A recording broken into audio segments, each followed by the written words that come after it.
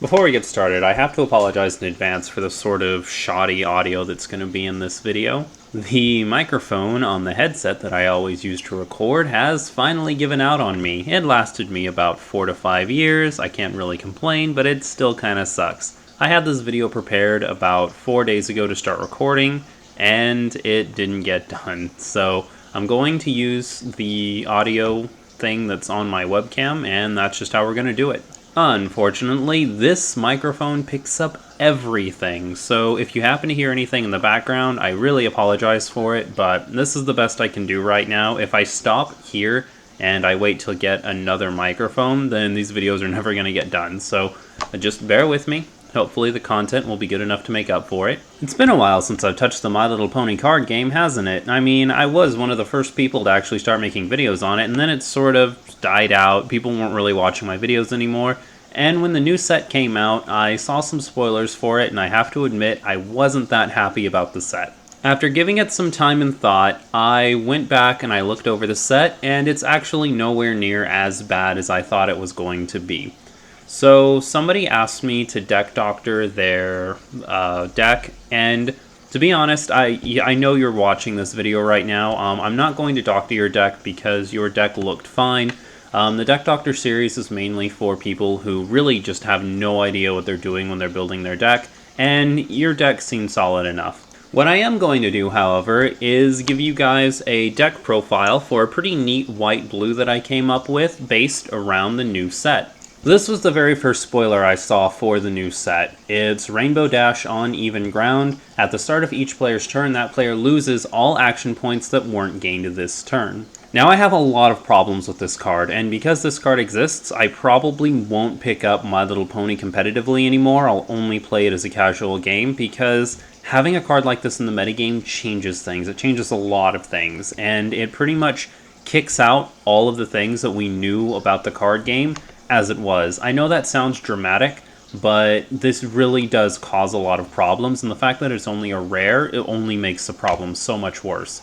I don't want to get into a huge rant about this because I want this video to be about the deck itself and not just this card, but I will just say that I feel like this is sort of an unhealthy card, and it pretty much kills all of the decks that would have interested me when I picked up the game competitively. Since the card bothered me so profoundly, I decided to just do something sort of fun and make a deck around it.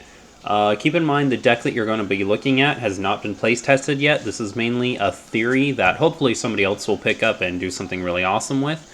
And I'm also going to try to make it a budget deck. I'll show you guys at the end how to make it not such a budget deck if this is something that you really want to pick up.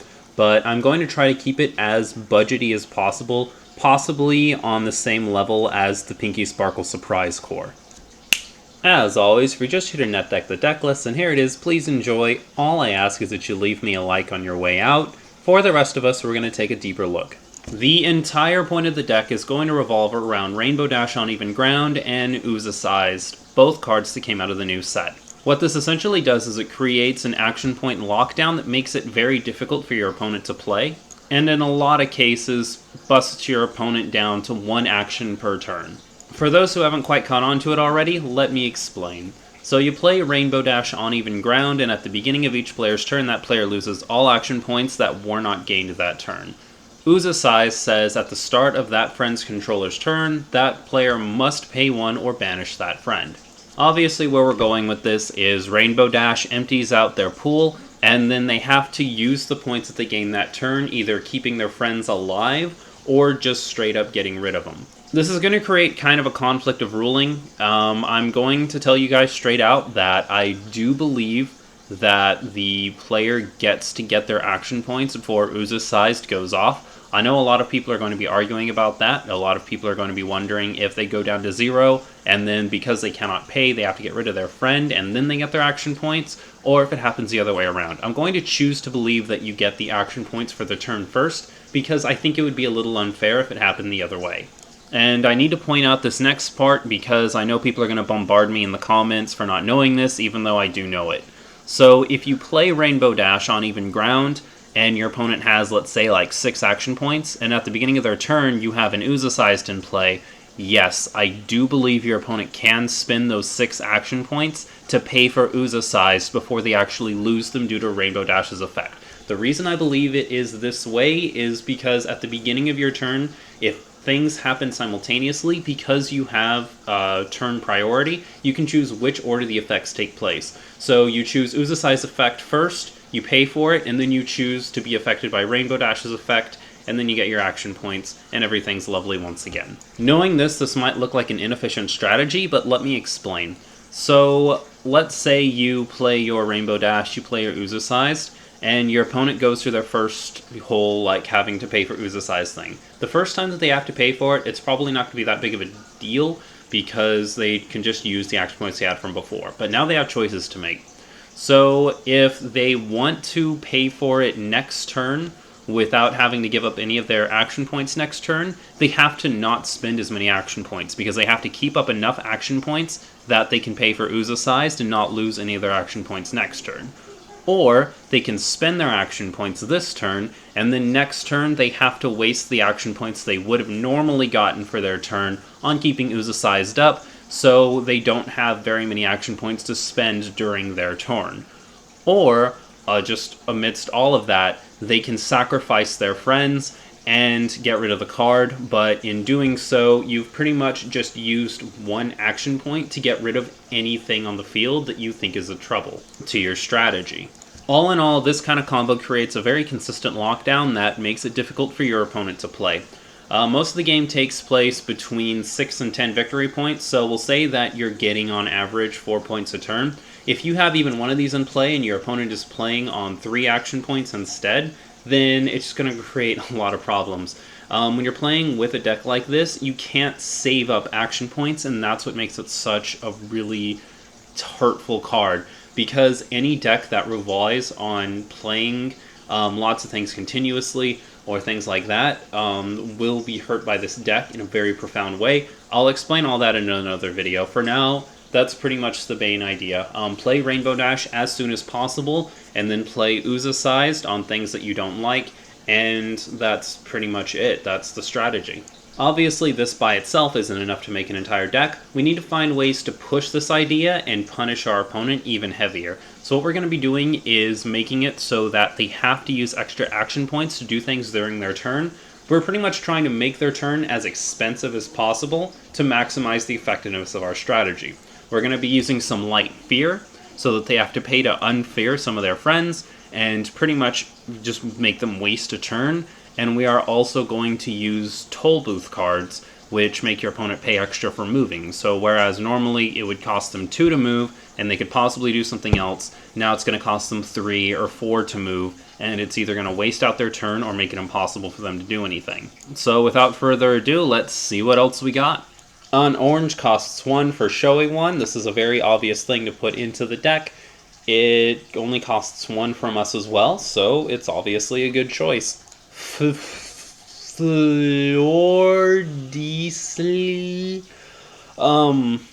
Weird effing name to say, has showy 1 and costs 2, so this is another obvious choice. We are not going to be running Prince Blueblood. Prince Blueblood is pretty much the same thing in the same sort of family, but Prince Blueblood costs 3, and we're trying to keep this as cheap as possible, and he only has showy 1, so there's no reason to have the more expensive showy cards. Alright, we're going to have the 3 and the 2, and that's it. And the thing that makes the 2 really good is the fact that it has a power requirement of 1 white, and we are going to have a white main character, so that works for us.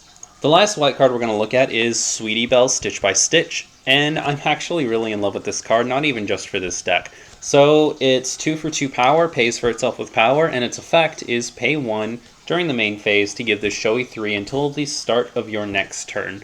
What this means is instead of paying 2 to move to Sweetie Belle's problem, it's going to cost them 5. And during most of the game, they're not even going to have 5 action points because we're going to be locking down their action points with Rainbow Dash on even ground. So pretty much, in essence, what you have is a card that you can pay 1 and make it so your opponent cannot move to Sweetie Belle's spaces. The really neat thing about this is if you can get 1 Sweetie Belle on each problem and keep up this effect every turn, you can create a scenario where your opponent just cannot move anything and they can only play things from their hand. And I don't know, I just think it's pretty amazing. Now that we've looked at our toll booth, let's take a quick look at our main character. We're going to be using Princess Cadence. This choice is going to confuse a lot of people, but hear me out. The first thing I'll say is the ultra rare Queen Chrysalis is the best white friend for this deck. It's so perfect. You can get one of your opponent's characters in play and put it on your side of the field, which not only controls it, but also increases your field presence, and you only have to pay 3 for the ability. There's no like requirements or anything for it. It is absolutely the best choice if you have access to it, but we're going to be budgeting a little bit, so getting a hold of a Queen Chrysalis is pretty difficult right now. We're just going to use Princess Cadence in a bit of a risky way. So Cadence is one of those super slow, gather 5 tokens, and then you can flip me over cards, where if your opponent plays a friend on her problem, then you get a shield counter, and once you get 5 shield counters, then you remove them and you turn this card over. There's a couple of reasons why we're going to be running this one. First is we are encouraging our opponent to not want to move anything on the field, and to just do everything through playing from the hand. This has 2 very important meanings for this card. First, it means you're going to get your shield counters even faster, because if your opponent can't just move cards on the field and they have to play cards from their hand, this is going to get 5 in no time, especially if you can just keep Princess Cadence on the problem where the most action is going on. So you're going to get her effect pretty much guaranteed every game, I'd say. And its second effect is just amazing. Opponents pay +2 to play friends here. Since we're forcing them to play cards from their hand, we're making it so that it's even harder to do that on the action points that they have. This card was really bad in past sets, especially the set it came out, because we didn't have Rarity on Even Ground. I meant Rainbow Dash on Even Ground. Please excuse me, it's been a long day. So now that we have Rainbow Dash on Even Ground, this card is amazing because your opponent is already playing on like 3 to 4 action points, and this means they can only play like 1 cost to 2 cost ponies, and it's going to be their entire turn to do so. But let me reiterate, Queen Chrysalis is better. Getting onto blue friends, we're going to start with Crystal Guard on duty. This is a really fun tech choice because its Frighten effect is just really simple to get off. Not only is it 3 power, so it's really good for face-offs, but when you move it to a problem, you can pay 1 in Exhaustus to frighten one of your opponent's friends. Giving them friends to frighten just wastes even more of their action points that they don't have, so it's good. We're going to put some copies of Wildfire in here. It doesn't necessarily have synergy with the deck, but we need to get our Toll Booth Gate ponies out there, and this is probably the best way to do it because you can move this and then move one of your Toll Booth ponies, and you're paying 2 to get an extra +2 on the field, plus whatever power the pony's going to give you. So you can move Wildfire and then move like a Fleur de Lis or whatever, and it's just so good. Spitfire to fill up blue requirements. There's really not a reason it has to be Spitfire, but I do like that it's a Pegasus, which works with one of our problems, so we're going to be running this one. You could really run any 2 cost, 2 power blue pony. I do not recommend running the 4 cost, 4 power Rainbow Dash, Cutie Mart, Consultant, or whatever it's called, because don't forget that we are being affected by Uneven Ground too. So it's going to be very difficult for us to play it.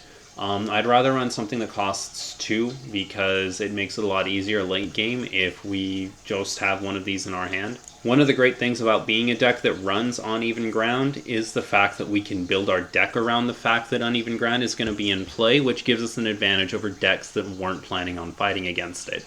The last card we're going to look at is Rainbow Dash Winged Wonder. I love this card. I love it a lot for this deck. One, it has Swift. So we only pay 1 to move it. That's great in a deck where we're planning on using as little action points as possible. Anything with Swift is going to be good. And secondly, when you put this card in play on a problem, you can move up to 3 of your other friends to that problem. So it just makes one huge pile in on one problem of Toll Booth cards, okay? Get your Sweetie Belle's Stitch by Stitches in there. Get your Fleur de Lis, get your Ant Oranges. It makes it really, really difficult for your opponent to play around in a deck like this. Like, if you play this on a problem, and you move over 3 of your Toll Booth cards, and your opponent has to play +3 to move there, so it's going to cost them 5, making it impossible for them to move to that problem. Now, I know what you're going to say, oh, but this was supposed to be a budget deck, I can't afford an old promo like that. I found copies of this card for about $5, and I think $5 to $7 for a card as powerful as this, especially since we only need 2 copies of it, is pretty decent. Getting onto our event lineup, first we're going to look at cleaning up. Cleaning up, it doesn't really have much application as far as banishing cards. Like if you see your opponent is running some sort of really cheesy deck where they're going to be using their discard pile for something, you can get rid of a card. But our main use for it is going to be putting our Uza-sized back in our hand. One thing that makes Uza-size sort of weak is the fact that you are only running 3 of them. And like obviously once your opponent decides, hey, I don't want to pay for this card anymore, they're going to just let their friend be banished and it's going to go to your discard pile. So we're going to be running cards that put it back in your hand so that you can just keep Uza-sizing over and over again. Along that same line, it's going to be Rarity's Epiphany.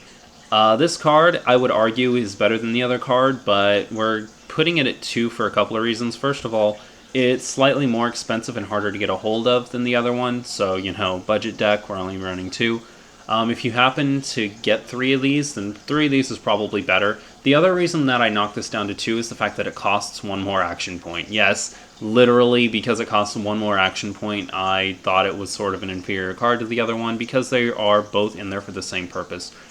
I really like the Epiphany cards. You get 2 of their effects, sort of a copy of a Magic thing, but we're not going to talk about Magic the Gathering, okay? Interplay's going to get mad at me again. Choose 2, dismiss a friend without an attached resource, which is going to be a lot of them because resources aren't very big right now.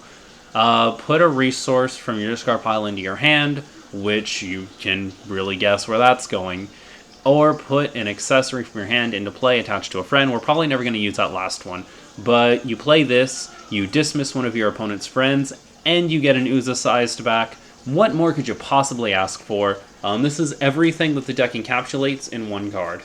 I'm running 2 copies of Extreme Sledding. The deck has very, very poor movement, so this sort of gives 2 of your characters Swift, which makes it a little bit easier to play. You can sort of move your Cadence up, you can move your one of your Toll Booth characters up, or like a Sweetie Belle or something, and I really like this. Plus, don't forget, this triggers Wildfire's effect, so we move 2 of our Wildfires, we move 2 more things for free, and it's bonkers. 3 Standstills. Standstill is the perfect card for a deck like this.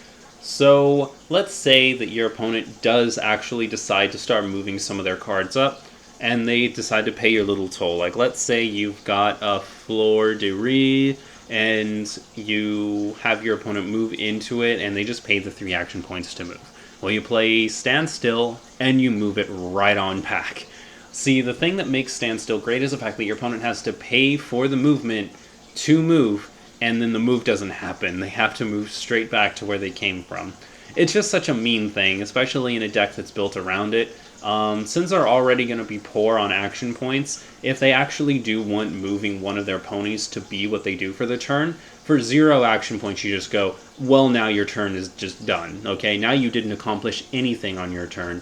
Even if you aren't running the whole Rainbow Dash thing, having just 0 action points to take 2 action points away from your opponent when they tried to move, it makes it an all-around good card. Plus, it has 5, so during face-offs, even if you trigger it for a face-off, it still gives pretty decent power. There's no reason not to run this at its full set of 3.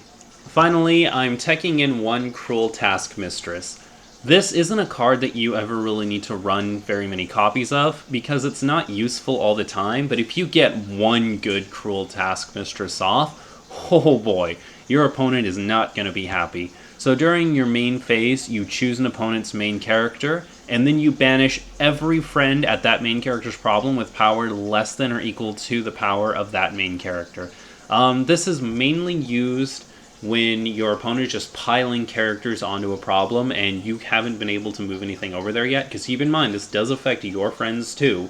You mainly want to use it when your opponent has a flipped main and they're playing friends and it's just too much for you to deal with. You just straight up play Cruel Taskmistress and get rid of all of them. This is especially great against Orange right now, because the new Applejack puts +1/+1 counters on itself to give itself even bigger power. So you have a big old Applejack out there, and Applejack turns around and kills all of her friends, and it's just cost you 3 action points, and that's it. If you find that this card isn't really working out that well for you, you could take it out for maybe another Rarities Epiphany or maybe another Extreme Sledding, but I like having one of these in my deck somewhere because it normally always helps out. For other resources, we're going to be running Dazzling Jacket. I stand by everything that I said about this card before. I think Dazzling Jacket is an extremely broken card. You play it on a friend, and as long as that friend has power higher than any other friend at that problem, even if it is the only friend at that problem, it has higher power than all of the other friends at that problem. Friends cannot be moved to that card's problem. So, one thing about this deck is it doesn't have very good movement. So we can just keep one problem locked down, but having to keep 2 problems locked down is sort of a pain. One thing that you can do to sort of fix that is just move one of your other friends over to the other problem, like a Crystal Guard or something, and then you put a Dazzling Jacket on it, and your opponent has to play from the hand in order to do anything there. So if you wanted to, you could even put Dazzling Jacket on one of your friends, and then move your main character over there, and then you are guaranteed to start racking up the shield counters because your opponent cannot move there. They have to play from their hand. The last resource we'll look at is Preemptive Flick. You play it to your home, and if your opponent would move, then you can get rid of this instead so that they don't move. This is pretty much exactly the same as Stand Still, and the great thing about it is the ruling is the same. Your opponent has to pay to declare that they're going to move, so your opponent pays their action points, declares the move, and then you get rid of the move with Preemptive Flick. Obviously, we're just absolutely cashing in on our opponent not having very many action points. I just think this is a really good card all around. Probably wouldn't run it at 3 in any other deck, but it definitely works here. Decks need some sort of troublemaker, and Pink Parasprite is absolutely ridiculous. It's so stupid that they released this card. At the start of your opponent's troublemaker phase, move one of their characters home. Holy cow. What do I even say to something like that? So let's take a look at it. It's got 4 power, which is going to be difficult to deal with a deck like this. It happens during your opponent's troublemaker phase, so if they are going to try to challenge this, you just move their most powerful pony home. They've got so much to deal with when you lay one of these cards down. Like, they can't just slowly build up power like they need to with a deck like this. Like, the entire point of the deck is your opponent slowly but surely starts playing ponies, and you just try to outspeed them while they can't do anything. But with something like this, it's just so impossible for them to even try to keep up, because every single time they play a pony to that problem, you just move it straight home during their next turn and make them start all over again. And because you're setting up all the toll booths and stuff, it's so hard to play around this card in a deck like this. It's so good. Definitely a 3-up. I would say that this might even be like the new staple troublemaker, like Yellow Parasprite used to be back in the day. I think 3 of Pink Parasprite in like every deck is good. But it's even better here because the core mechanics run around how good this card is. For our problem deck, our starting problem is going to be Bottom of the Well. There's really not necessarily a reason that it has to be this. I just like it because your opponent doesn't benefit from this card at all. It's just, while involved in a face-up, this card's owner's main character has +1 power. No downside, so we're gonna run it. 1 Cult of Personality. Aha! Song name. I see what you did there. Players need +1 to confront this card's problem for each color among their characters here. Most decks are dual colors, so it's going to cost your opponent 8 to solve this. If you are being smart and only running 1 color here, then it's only going to cost you 5. It's going to cost your opponent 8. Even if they manage to just play 1 color, it's going to cost them 7. It's going to take them a while, and they only get 1 bonus from it, so that's good. 2 Blending In costs your opponent 7 to solve. At the start of the score phase, each player chooses a color. Their characters without that color can't contribute to confronting this problem. We're really just running it because of the beefy 7 requirement.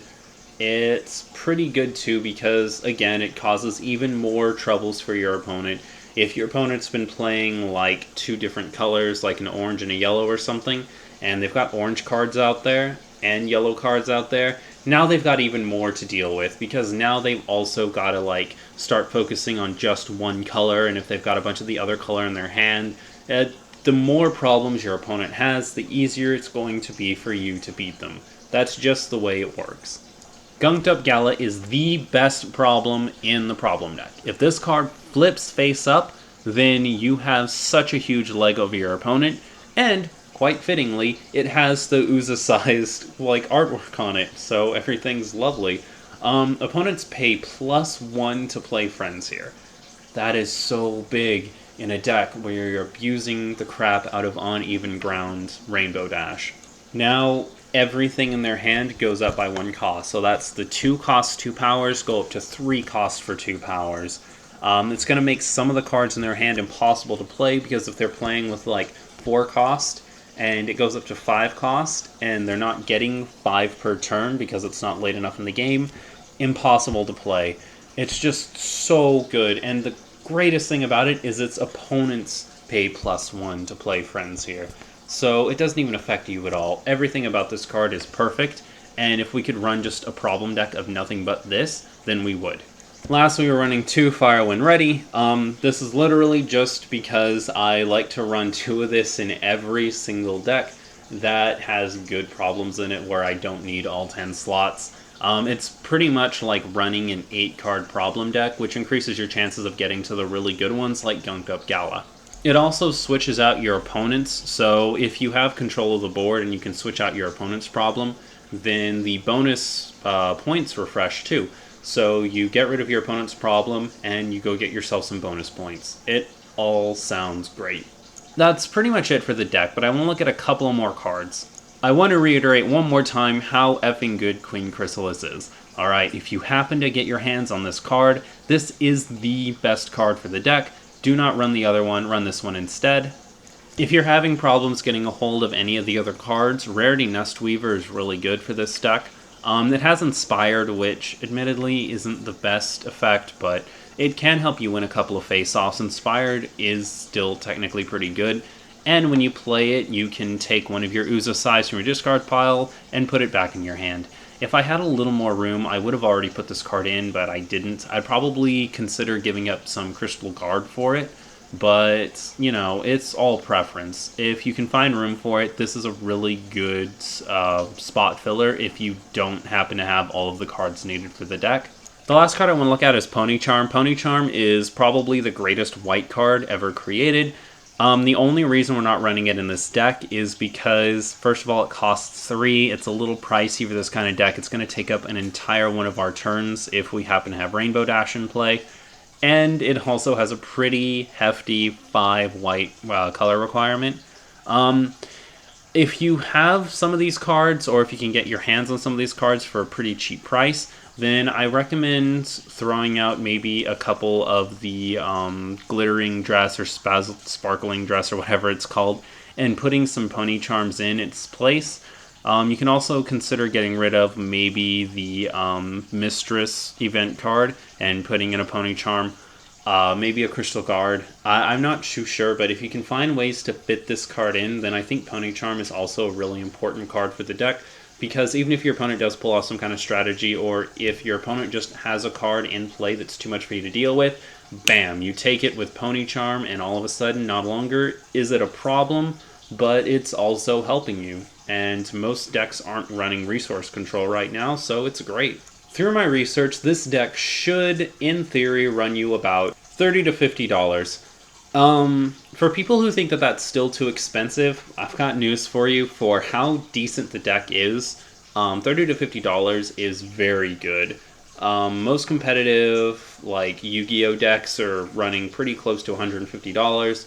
Competitive Magic decks, I don't even want to effing go there with Magic. Pokemon decks run like $120 or so, so $50 for a deck like this is a pretty darn good deal. You could even use some of the money that you saved getting some of the more expensive cards like Pony Charms, like Queen Chrysalis, so on and so forth. And yeah, that's pretty much it.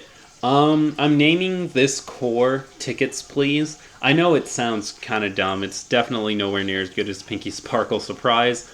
But I don't know, there's something about the name Tickets Please that really stands out to me. Like, it's like your opponent is trying to move into you and you're like, tickets please, and they can't afford their ticket, so they can't afford to play the game. Alright, you can't afford your ticket, you can't get on this ride. That's just how we roll. Also, I want to reiterate that this is just a prototype of what the deck would look like if I were going to start building it and playtesting it. Please, if you still play this game pretty competitively and you have some sort of online outlet to play this, test the deck out, make some changes, and let me know how it's going. This is definitely not a perfect build by any stretch of the imagination. Play around with a little bit and let me know what changes you would make to the deck. You can also leave me whatever other thoughts you have in the comments section below. Please leave this video a like, those things really do help us out. And finally, subscribe to stay up to date on the latest Kudou news. Thank you so much for watching. If this video does pretty well, then I might consider going back and trying some more MLP stuff, but I don't know. We'll just have to see. Later, YouTube.